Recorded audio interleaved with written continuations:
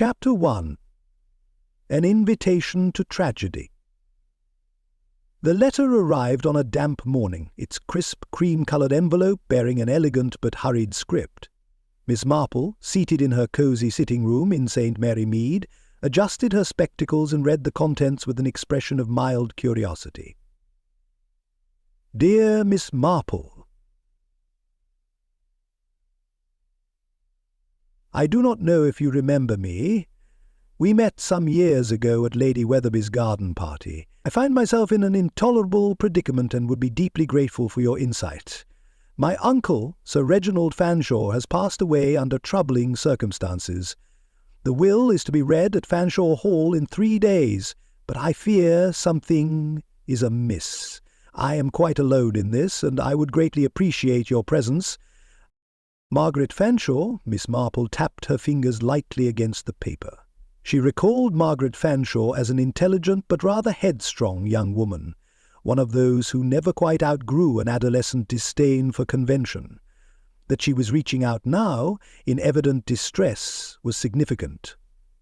"Well," murmured Miss Marple to herself, folding the letter neatly, "that does sound interesting." And so it was that, 3 days later, Miss Marple found herself standing before the imposing gates of Fanshawe Hall, its stone facade half-shrouded in creeping ivy.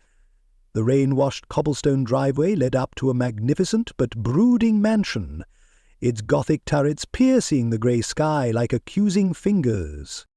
A footman, stiff with formality, ushered her inside, where the air was thick with the scent of old books and damp upholstery. Miss Marple was shown to the great drawing-room, where Margaret Fanshawe awaited her, pacing. She was a woman of about 37, with an elegant severity, auburn hair drawn back in a tight chignon, and eyes that held both intelligence and resentment. "Miss Marple, thank you for coming," she said, gripping her hands. "This house has been unbearable since my uncle's death. It's as though the walls are closing in."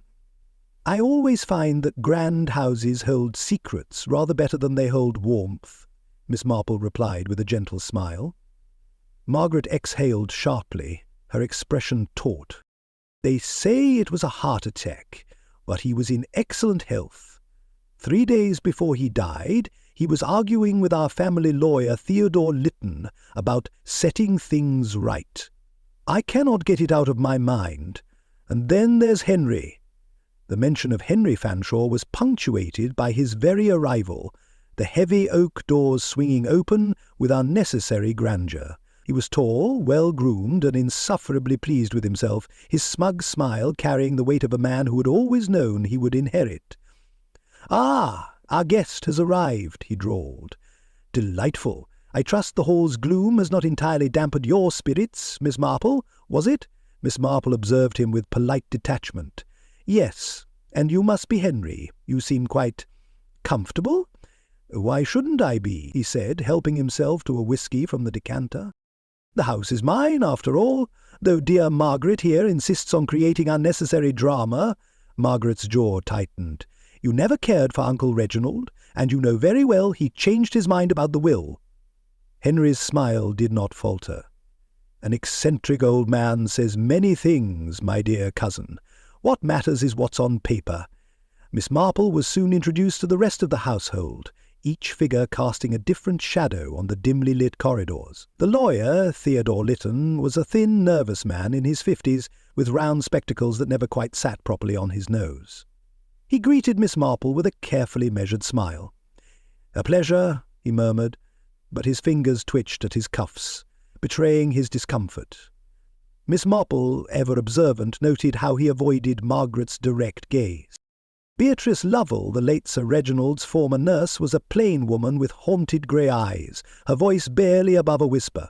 She hovered near the edges of the conversation, speaking only when addressed, and even then with hesitation. "You were close to Sir Reginald?" Miss Marple inquired gently. Beatrice's hands tightened on the hem of her dress. He was kind to me." It was a vague answer, but Miss Marple let it linger, watching as Beatrice looked away too quickly. As the evening deepened, the household grew restless. The servants moved in hushed, hurried steps, their eyes darting away at the sight of guests. The grandeur of Fanshawe Hall felt oppressive, as if the weight of its history pressed upon its inhabitants. In the dim corridor outside the library, Miss Marple overheard a hushed exchange between two maids.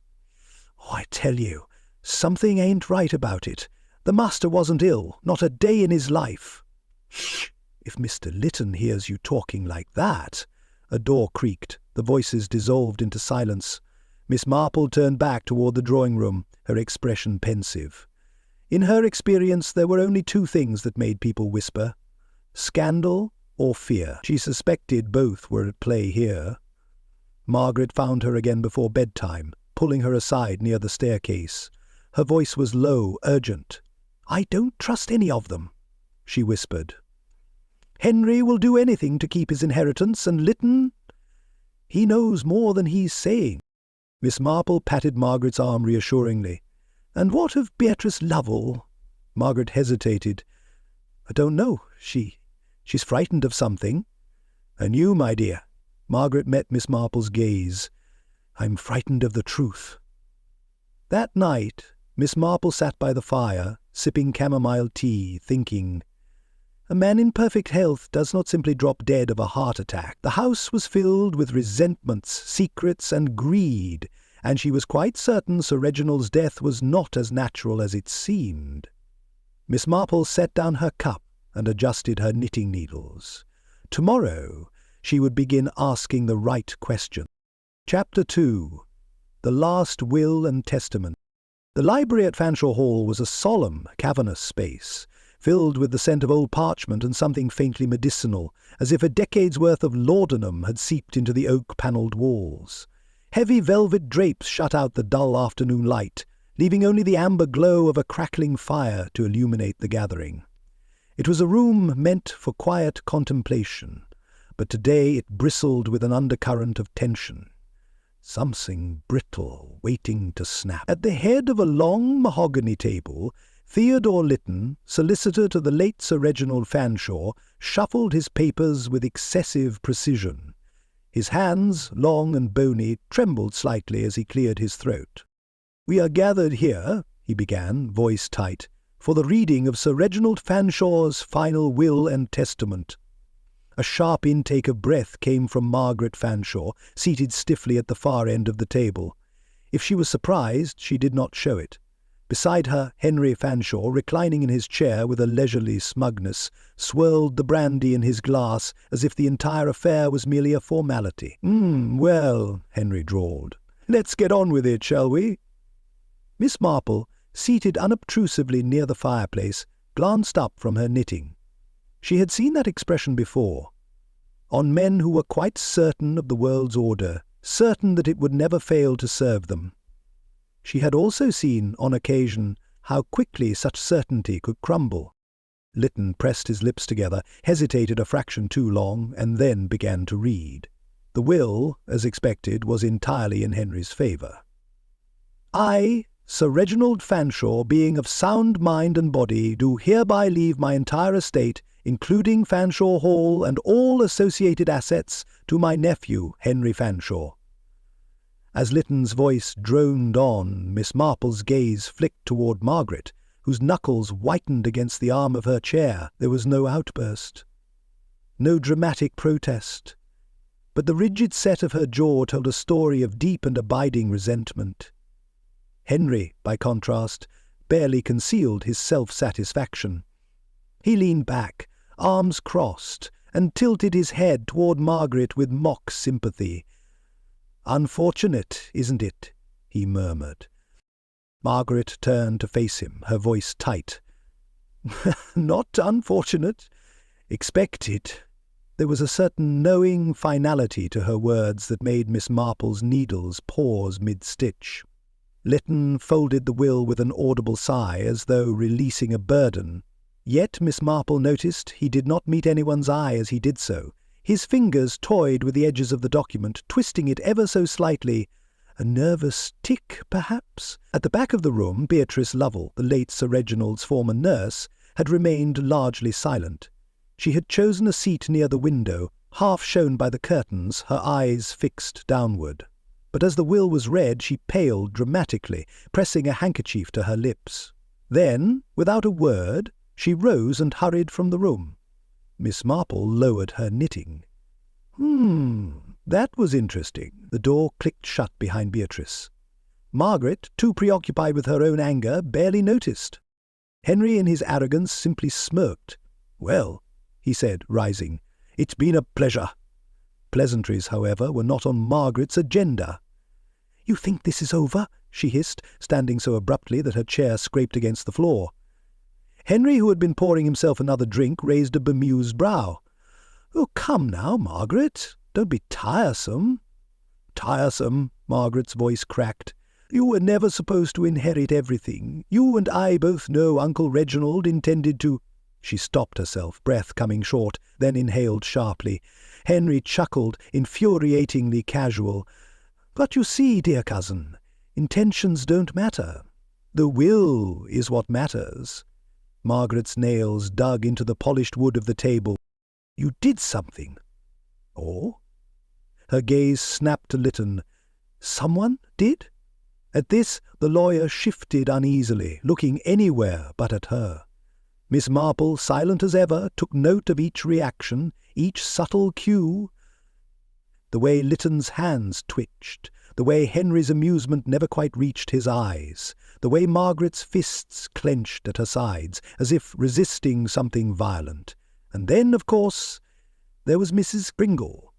Miss Marple had learned long ago that housekeepers often knew more than their masters suspected. Mrs. Pringle, the formidable matron of Fanshawe Hall, had hovered in the doorway throughout the proceedings, her keen gaze missing nothing. As the gathering dispersed, she turned just slightly, muttering under her breath, "Another will." Miss Marple's ear, finely tuned from years of village gossip, caught the words at once. She did not move, did not so much as glance toward the housekeeper, but she tucked the information away carefully, like a piece of embroidery waiting for the right stitch. By evening the storm had set in. Rain pattered against the windows, and the great house groaned with the weight of secrets. Miss Marple sat in the drawing-room, knitting idly, her mind turning over the day's events. The atmosphere was thick with something unspoken, resentment, deception, fear. And then, just past midnight, a scream shattered the silence. Doors flung open, footsteps thundered down the corridor. Miss Marple, moving at a measured but unfaltering pace, arrived at the study to find a terrible scene. Henry Fanshawe lay slumped over his desk, his face twisted in pain and surprise. His brandy-glass lay overturned, the amber liquid pooling across a half-burned scrap of paper. The acrid scent of bitter almonds lingered in the air. Miss Marple stepped forward and examined the body. Then, quite calmly, she said, "Well now, that is rather interesting. Chapter 3. A most untimely death." The storm had raged through the night, the wind howling against the great stone walls of Fanshawe Hall like some aggrieved spectre demanding justice. But the true horror came in the small hours, when a scream pierced the silence, a sound raw with shock and terror. It was the butler, Thompson, who found the body.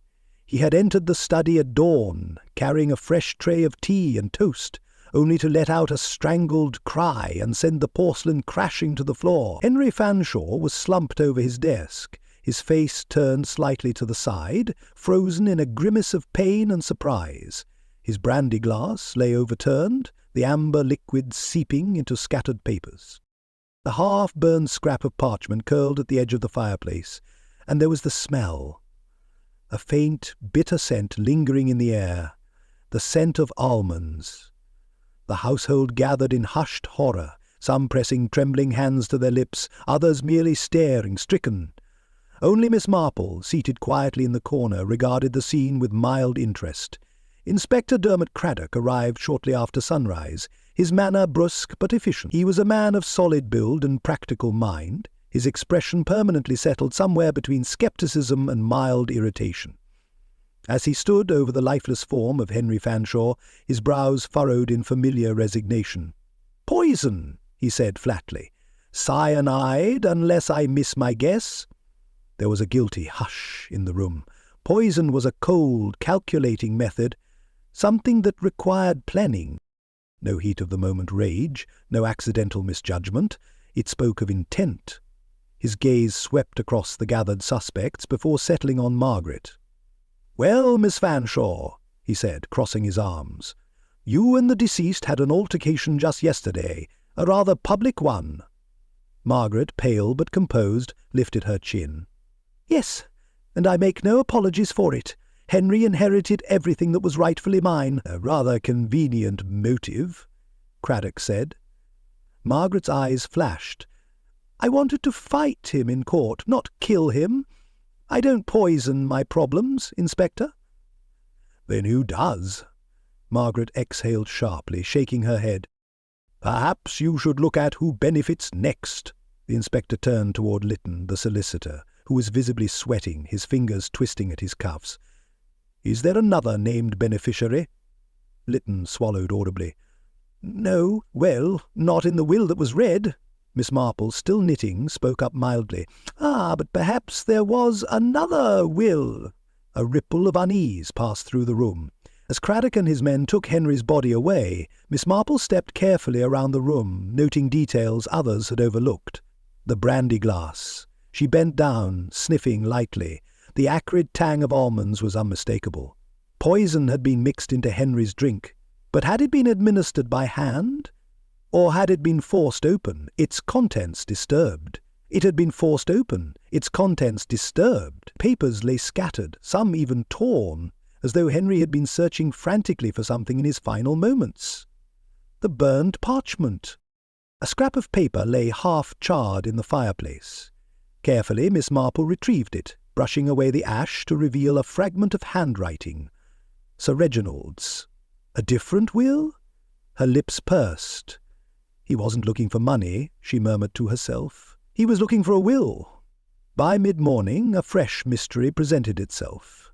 Beatrice Lovell was gone. No one had seen her since the night before. Her room was empty, the bed untouched. The household staff reported a side door left ajar, as though someone had fled the house in a hurry. Inspector Craddock let out a low, irritated sigh. "Well, that's bloody convenient." Miss Marple merely smiled. She had seen such tactical disappearances before. Beatrice had not run because she was guilty. She had run because she was afraid. And fear, Miss Marple knew, was often more revealing than guilt. Chapter 4. The Will That Disappeared. The morning after Henry Fanshaw's death, Fanshawe Hall stood in uneasy silence, the sort that lingers after a great disturbance, like the hush of an audience awaiting the second act of a tragedy. Rain lashed against the leaded windows, its steady rhythm the only sound as Miss Marple sat in the dimly lit study, her delicate fingers working through the contents of Sir Reginald's fireplace. The scrap of parchment had curled and blackened, the edges crumbling at her touch, but even in its ruined state something intriguing remained.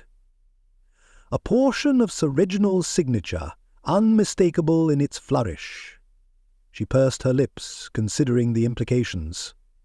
Henry Fanshawe had been found desperately searching his desk before he died.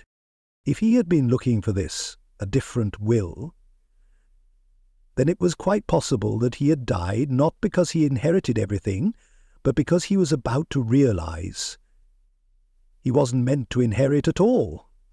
Theodore Lytton was normally a man of calculated restraint, but this morning he was distinctly ill at ease. Seated stiffly in the smoking room, he avoided everyone's gaze, his fingers twitching at the cuffs of his well-tailored suit. Miss Marple approached him with mild curiosity, the charred scrap of parchment tucked securely in her knitting bag. "Forgive me," she said sweetly, settling into the chair opposite him. "I couldn't help but wonder, how many wills did Sir Reginald make?" Lytton's head jerked up. "One, of course, the one read yesterday." Miss Marple gave a kindly smile. "Oh dear, that's unfortunate," he frowned. "Unfortunate?" "Yes, because I happened to find this." She withdrew the partially burned fragment and placed it before him. Lytton stared at it, and for a fraction of a second a look of pure panic flickered across his face. It was gone in an instant, replaced by his usual veneer of legal composure. But Miss Marple had seen enough. "This means nothing," he said quickly. "Even if Sir Reginald wrote another will, unless it was properly filed—" "But it wasn't destroyed," Miss Marple said lightly. "Not entirely." There was a long pause, and for a moment the only sound was the ticking of the mantel clock. Lytton swallowed. "You're making wild assumptions, Miss Marple." "Oh, I never make assumptions, Mr. Lytton. I simply observe." Beatrice Lovell was still missing. It had been nearly 12 hours since anyone had last seen her, and despite search efforts by the staff, there was no sign of where she had gone. The idea that she had simply fled in fear was a tempting one, but Miss Marple found it unconvincing. "People do not vanish, dear," she murmured to herself, not without reason. The problem was whether she was running from something, or someone had made sure she disappeared. Miss Marple had her suspicions. Mrs. Pringle had been housekeeper at Fanshall for nearly 3 decades, which, as Miss Marple well knew, meant she had seen things that others chose to forget. The woman was stout, sharp-eyed, and not easily rattled. When Miss Marple found her straightening the dining-room silver, she seized the opportunity. "Mrs. Pringle, I was wondering, Sir Reginald was a meticulous man, was he not?" "Fastidious, ma'am," Mrs. Pringle agreed. "Didn't like things untidy. Always particular about his affairs." "So, if he changed his will, he would have had it documented properly." The housekeeper hesitated, then under her breath she muttered, "He said he meant to. He was talking about it just before he died." Miss Marple's eyes brightened. "How interesting!" Mrs. Pringle exhaled sharply, as if regretting saying anything at all. "Look, ma'am," she said in a low voice, "I keep to my duties. I don't involve myself in matters above my station. But if you ask me, there was something not right about it." By afternoon, tension had settled thick over Fanshawe Hall, an unspoken charge in the air, and then came the smell of smoke. Miss Marple arrived at the study just in time to see Theodore Lytton crouched before the fireplace, a stack of papers smouldering in the flames. His face was damp with sweat, his hands trembling as he fed the documents into the fire. "Oh dear," Miss Marple murmured. "That does seem rather desperate, doesn't it?" Lytton startled so badly that he nearly tipped into the fireplace himself. "What are you doing here?" he snapped. Miss Marple gave him a beatific smile. "Oh, nothing of importance. I was merely wondering why a reputable solicitor would be attempting to destroy legal documents." Lytton said nothing, but Miss Marple, quick as ever, reached into the grate and plucked a half-burned paper from the embers, and there it was, the signature of Sir Reginald Fanshawe. Lytton's face went ashen. That night Miss Marple sat in her room, the recovered parchment laid neatly on her writing desk. The signature was partially intact, but more importantly, so was a single damning sentence. "And in the event of my death, I bequeath my estate to Beatrice Lovell." Miss Marple tapped her fingers against the wood, her mind methodically assembling the final pieces of the puzzle. Henry had never been meant to inherit. He must have suspected the truth, which was why he had been searching his study before he died. And someone who had just tried to destroy the evidence, had ensured that Henry never got the chance to find out. But what about Beatrice? The true heir was now missing. Was she the murderer? Or was she the next intended victim? Miss Marple, her expression thoughtful, folded the parchment carefully. This, she thought, was about to become very interesting indeed. Chapter 5. A chilling realization. The wind outside Fanshawe Hall had lost its violent edge, but the house remained tense, as if it too were holding its breath. The storm had passed, but its aftermath lingered in the long shadows of the corridors, in the uneasy glances exchanged over breakfast, and in the stubborn silence of those who had something to hide. Miss Marple, however, was not one for silence. She sat in the morning room, knitting needles clicking rhythmically, her face the very picture of elderly serenity. But behind the soft, grandmotherly exterior, her mind was assembling the pieces of the puzzle with methodical precision. Something had struck her as deeply wrong. Not just Henry's death, but Sir Reginald's before him. People who were meant to die quietly in their sleep did not rearrange their affairs in a panic beforehand. Inspector Dermot Craddock was pacing, hands behind his back, the usual crease between his brows deepened by frustration. He was a capable man, methodical in his own way, but like many policemen he preferred a tidy case, and this was anything but tidy. "Let's go over it again," he said, glancing at Miss Marple, who nodded agreeably. Sir Reginald was found dead of an apparent heart attack. Henry inherited everything, on paper. But then Henry was poisoned right before he could confirm his inheritance. "And your theory, Miss Marple?" Craddock asked, voice laced with scepticism. Miss Marple did not look up from her knitting. "Oh dear, I should think it's rather obvious. Sir Reginald was poisoned first." The room went still. Craddock blinked. "What?" "Poison," she said lightly, as if discussing a rather unfortunate spot of weather. "Oh, not in the dramatic sense. No need for a last-minute gasp of horror. A slow poison, you see. Something that might mimic a heart failure in an elderly gentleman. Digitalis, perhaps. Very common. Easily misdiagnosed." Craddock narrowed his eyes. "And why, pray tell, would anyone poison Sir Reginald?" Miss Marple's needles stilled. "Because he was about to disinherit Henry Fanshawe." There was a moment of charged silence. "That's a bold assumption, Miss Marple," Craddock said at last. "Not an assumption, dear Inspector," she said mildly. "Merely an observation." She set her knitting down and gestured toward the fireplace, where she had recovered the partially burned will the previous evening. "You see, Henry was not a clever man," she continued. "Arrogant, certainly, but clever, no. Had he been, he would have destroyed every trace of the second will. But I rather think Henry only realized the truth after his uncle was already dead. Imagine his horror, Inspector. He who had counted on a grand inheritance, discovering that everything was to be passed on to Beatrice Lovell instead." Craddock frowned. "So you're saying Henry tried to destroy the will after Sir Reginald's death?" "Of course. But the real question is, who killed Henry?" She turned toward Theodore Lytton, who had been sitting uncharacteristically still. Lytton, always so measured in his words, found his voice a fraction too late. "Miss Marple, I assure you—" She cut him off gently. "You assured everyone yesterday that Sir Reginald had only one will." A tiny pause, barely perceptible. Then, "That is correct." Miss Marple sighed, shaking her head.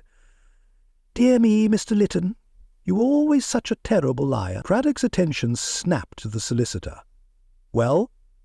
Lytton's fingers twisted at the cuff of his sleeve. I acted in the interests of the estate," Miss Marple tisked. "That is quite the understatement, dear. I believe you mean you acted in your own interests. After all, a great deal of money passes through the hands of a solicitor managing an estate, and if a different heir were to be named, why, that would mean starting all over again, wouldn't it?" Lytton paled. Craddock stepped forward. "Is there something you'd like to confess, Mr. Lytton?" For a moment it seemed the man would bolt from the room entirely. Then, slumping into a chair, he exhaled sharply. "Yes, there was another will. But it was never filed. It was in Sir Reginald's study when he died. I didn't think it mattered. Henry was already the heir." Miss Marple regarded him with a look of quiet patience, as one might observe a child caught with a hand in the biscuit tin. "And yet," she mused, "someone must have thought it mattered very much, enough to kill Henry Fanshawe to silence him." The room was thick with tension when Mrs. Pringle entered, carrying a silver tray of fresh tea. She moved efficiently, eyes downcast, but Miss Marple saw it, the way her shoulders stiffened slightly as she passed Lytton. And so she struck. "Tell me, Mrs. Pringle," she said pleasantly, Would you say that Sir Reginald was argumentative before he died?" The housekeeper froze mid-step. Miss Marple did not press. She merely continued, her voice soft but insistent. "I do wonder, dear, if you ever overheard anything, perhaps a dispute, a raised voice behind a closed door." For a long moment Mrs. Pringle did not speak. Then, finally, her voice barely above a whisper, she said, "He was arguing with Mr. Lytton the day before he died." Lytton sat bolt upright. "That's a lie." Mrs. Pringle flinched, but Miss Marple merely smiled, unmoved by the outburst. "My dear Mr. Lytton," she said, "do stop trying. It really is quite tiresome." Miss Marple, in her quiet and unassuming way, had managed to turn every stone, and she was closer than ever to the truth. But there was still one final push required, so she issued an invitation. The entire household was to gather in the drawing-room after dinner. She did not explain why. But as she sat there, knitting needles clicking in deliberate rhythm, she knew the real murderer was growing desperate, and desperate people, in Miss Marple's experience, had a way of making mistakes. Chapter 6. The Final Puzzle. The dining-room of Fanshawe Hall was lit with the soft glow of candlelight, the mahogany table gleaming under its golden hue. The atmosphere, however, was anything but warm.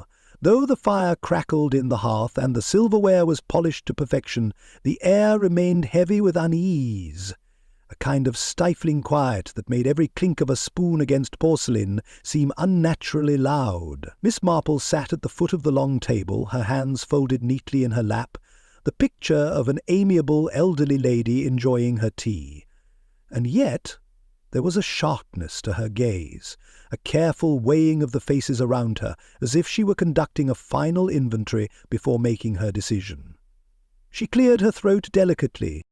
"I do think it's time we put this unfortunate business to rest, don't you?" The assembled guests? No. The assembled suspects stiffened almost imperceptibly. Inspector Dermot Craddock, seated to her left, let out a slow exhale. "I rather hoped you'd say that." Miss Marple took a sip of tea before setting the cup down with a gentle clink. "When Henry Fanshawe was found poisoned in his study, many assumed it was out of greed. Someone wanting his inheritance," she began, "and before that, when Sir Reginald was said to have died of a heart attack, no one thought to question it." Her blue eyes twinkled, surveying the guests. Margaret Fanshawe, Beatrice Lovell, Theodore Lytton, and a few of the household staff, all of whom had something to lose, something to gain, or something to hide. "But," she continued, "we now know better, don't we, Mr. Lytton?" All eyes turned to Theodore Lytton, the family solicitor, who had gone rather pale beneath his thin veneer of composure. "I'm not sure what you mean, Miss Marple," he said smoothly, though his hand twitched at his cuff. Miss Marple gave a small, knowing smile. "Oh, come now," she said. "You were quite meticulous in your deception, just not quite meticulous enough." A pause. The fire crackled, the chandelier above flickered. Then, with precise elegance, Miss Marple began to dismantle his scheme, piece by piece.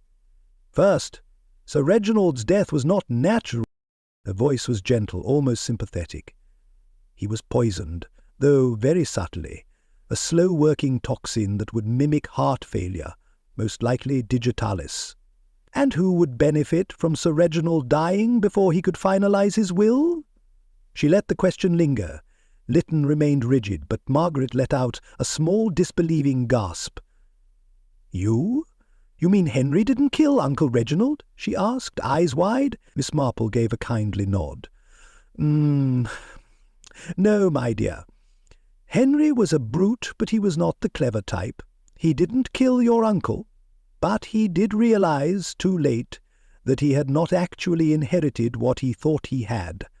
Henry destroyed the second will, but he was too late. Henry must have found the new will after his uncle's death, Miss Marple continued. That is why his desk was in such a state when he died. He was searching for something, and when he found it, he burned it. But alas, not quickly enough. She tapped a finger against the table. You see, I retrieved a half-burned document from his fireplace. It was the second will, naming Beatrice Lovell as the rightful heir. All heads turned to Beatrice, who gave a startled shudder. "But I didn't even know," she whispered. "Yes," Miss Marple said, "which is why you ran, isn't it? Because someone wanted you to believe you were next. Lytton forged Henry's will." She turned her full attention to Lytton now. "You forged Henry's will, didn't you? The one we all read so solemnly? You knew Henry was reckless, that he'd squander his fortune and leave the estate vulnerable. A solicitor managing the assets of a foolish heir? Well, that's a very lucrative position, isn't it?" Lytton's jaw tightened. Craddock leaned forward, his expression dark. "That true, Lytton?" The solicitor shook his head sharply. "I did no such thing, and if there was another will, where is it? You have no proof that Sir Reginald even—" And then he made the fatal mistake. "You're all getting ahead of yourselves," Lytton said, forcing a smile. "Sir Reginald changed his mind just before his death. He signed the first will 2 days before he died, and—" He froze mid-sentence, his face going suddenly ashen. Miss Marple smiled pleasantly.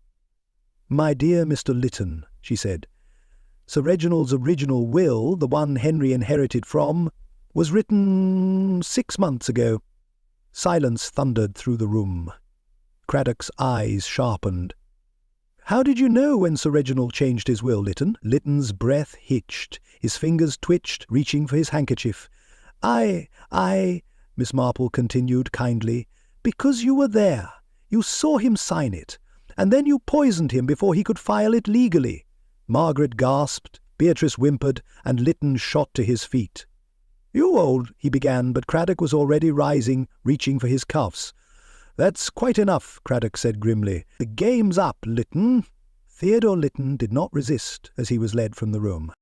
He had always been a practical man, and the moment of realization, the moment he knew he had been caught, settled over him with a terrible, inevitable weight. As the door shut behind him, Margaret let out a slow breath. "All this time," she murmured, "I thought Henry—" Miss Marple reached for her tea again, taking a delicate sip. "Yes, dear," she said. "It is rather difficult to let go of the obvious answer, isn't it?" Margaret blinked. "But how did you know for certain?"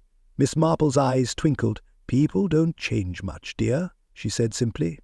"A dishonest man is always dishonest in the end." Margaret, with a small, exhausted chuckle, shook her head. "I suppose that's true." And Miss Marple, with her tea and her ever-present knitting, smiled. Because, of course, it always was. Chapter 7. A satisfying conclusion. A damp mist lingered over Fanshawe Hall the following morning, as though the house itself was reluctant to wake from its troubled slumber. The great estate, which had stood for generations, had borne secrets and sins within its walls, but now it seemed lighter, as if justice had loosened its heavy burden. In the study, where dark deeds had been carried out, the true will of Sir Reginald Fanshawe had been retrieved, smudged, singed, but legally binding. Beatrice Lavelle sat stiff-backed as Inspector Craddock examined the document for the final time before nodding his approval. "That settles it," he said, rubbing his temples. "The rightful heir at last." Beatrice, pale but composed, looked at the parchment with distant eyes, as though struggling to reconcile its words with the chaos that had followed. "A modest sum," she murmured, "far less than Henry imagined he was inheriting." Miss Marple, seated by the window, her knitting in her lap, gave a mild smile. "Modest, perhaps, but enough to begin anew, which, I believe, is rather more valuable than one might think." Beatrice exhaled slowly. "Yes," she said, her voice steadier now. "A fresh start. By midday the decision was made. Fanshawe Hall would be sold." "I can't imagine staying here," Margaret admitted, as she and Miss Marple walked through the grand dust-laden corridors, their footsteps echoing. "This house belonged to my uncle and to Henry. There is nothing left here for me now. Miss Marple patted her arm gently. Houses are only as grand as the happiness within them, my dear, and I rather think Fanshawe Hall has been quite unhappy for some time. Margaret nodded slowly. Perhaps you're right. Some places need to be left behind. They paused in the drawing-room, where the heavy curtains had been drawn back, allowing soft light to stream through. For the first time since she arrived, Miss Marple noticed how dust motes swirled lazily in the morning sun, making the once oppressive space feel almost ordinary. No more whispers, no more shadows, just a house returning to stillness. Inspector Craddock walked Miss Marple to the station, hands in his pockets. His usual frown softened into something resembling admiration. "You're rather a remarkable woman, Miss Marple," he said, as they strolled past the ivy-covered gate. "I don't suppose you'd care to tell me how you do it?" Miss Marple, her eyes twinkling, gave him an amused glance. "Oh, Inspector," she said, "it is all rather simple, really. People don't change much. A dishonest man is always dishonest. A selfish man, always selfish. The trick is knowing how they will apply their worst qualities to any given situation." Craddock chuckled. "Remind me never to play cards with you." "That would be very wise," Miss Marple agreed pleasantly. At the station, a thin veil of morning mist clung to the platform as the train whistle blew in the distance. Miss Marple settled into her seat, her hands returning to her knitting as the countryside began to roll past. She watched the trees blur, her mind turning over the events of the past few days, the greed that had driven men to murder, the fear that had driven others to run, and the quiet, undeniable truth that people, whether rich or poor, well-bred or common, always revealed themselves in the end. She pulled a fresh skein of soft blue wool from her bag, looping the first stitch onto her needle. Another journey was ending, but soon enough another mystery would unfold. As they always did, somewhere in some quiet English village, another secret was waiting to be uncovered, and Miss Marple, as always, would be ready for it. Final chapter: Justice and Celebration. The sun broke through the morning mist, casting long golden streaks across the great lawns of Fanshawe Hall. It was a strange sight, this stately home, bathed in warmth after the chilling events of the past week. The air, once thick with secrets, now carried only the scent of damp grass and the soft rustle of the trees. Inside the grand drawing-room a much different atmosphere reigned. Laughter, of all things, echoed from the high ceilings. The gloom that had hung over the house like an unshakable spectre had finally lifted, replaced with something lighter, something almost joyous. Miss Marple sat at the head of the room, a small cup of tea in hand, looking as serene as ever. The true will had been restored, justice had prevailed, and she was now the honoured guest of an impromptu gathering. Margaret Fanshawe, at last free of suspicion, stood by the window, her auburn hair catching the sunlight. "You know," she mused, "for the first time in years I feel as though I can breathe in this house." Miss Marple smiled. "It is remarkable how much lighter a place feels without a murderer lurking about." Margaret let out a surprised laugh, then shook her head, amusement softening her sharp features. "I still can't quite believe how neatly you've managed to untangle all of this, Miss Marple." "Neatly?" said Inspector Craddock, who had joined them for what he had sternly called final procedural matters, but had somehow ended up with a plate of tea sandwiches. "I don't know if I'd call it neat, exactly. I spent half the time trailing after you, baffled." Miss Marple gave him a beatific smile. "Oh, Inspector," she said, taking another sip of tea, "it's simply a matter of understanding people. Murder is only ever an extension of character, you know. A liar will lie, a thief will steal, and a dishonest solicitor—" She trailed off, leaving the rest to hang in the air like a wisp of smoke. Craddock let out a dry chuckle. "Remind me never to play cards with you." Across the room, Beatrice Lovell, now the rightful heir to a modest inheritance, was deep in conversation with the housekeeper, Mrs. Pringle. "I'd rather hope to stay on at the village hospital," Beatrice admitted. "I don't need a fortune, just enough to live comfortably and—" She hesitated, eyes filled with something close to relief. "And to finally stop running." Mrs. Pringle gave a firm nod of approval. Her usual sharp manner softened ever so slightly. "It's what the master would have wanted," she said simply. Miss Marple, listening from her corner, gave a satisfied nod. It was a rare thing for an inheritance to fall into hands that would use it wisely. By the time carriages were brought round and Miss Marple prepared for her departure, the house no longer felt like a place of tragedy. It was no longer burdened by the weight of its ghosts, or at the very least, those ghosts had been laid to rest properly. Margaret walked with her to the carriage, the afternoon sun warm upon their backs. "Will you at least allow me to send you a token of thanks?" Margaret asked. "A gift, perhaps," Miss Marple chuckled. "My dear, I have more china tea sets than I know what to do with." Margaret tilted her head. "Then what can I do to repay you?" Miss Marple stopped just before stepping into the carriage. She turned, eyes twinkling, and said in a voice quiet but firm, "Live well, my dear. That will be thanks enough." Margaret blinked, then smiled, and as the carriage pulled away, the house now fading into the distance, Miss Marple allowed herself a rare moment of satisfaction. The train rocked gently as it sped towards St. Mary Mead, the countryside rolling past in lush green waves. Inspector Craddock, sitting across from her, folded his newspaper and smirked. "Some day, Miss Marple, you'll have to tell me how you do it."